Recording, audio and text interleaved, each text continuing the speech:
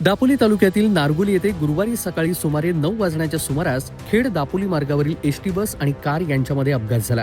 या अपघातामध्ये खेड येथील विधी महाविद्यालयात परीक्षेसाठी जाणाऱ्या विद्यार्थ्यांच्या कारला एसटी बसची धडक बसली आणि हा अपघात झालेला आहे।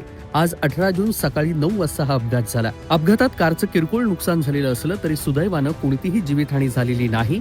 कारमधील विद्यार्थी आणि सोबतच एसटी बसमधील प्रवासी सुरक्षित असून कुणालाही दुखापत झालेली नाहीये। अपघाताची माहिती मिळताच स्थानिक नागरिकांनी घटनास्थळी धाव घेत वाहतूक सुरळीत करण्यास मदत केली।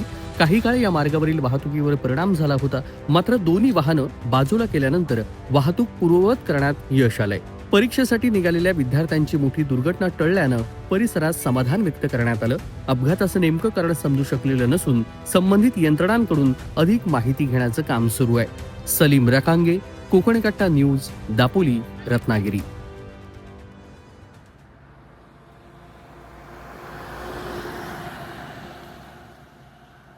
कोकणातील प्रत्येक घडामोडींचे लाईव्ह अपडेट पाहण्यासाठी आताच कोकण कट्टा न्यूजच्या सर्व सोशल मीडियाच्या प्लॅटफॉर्मला लाईक, फॉलो आणि सबस्क्राईब करा।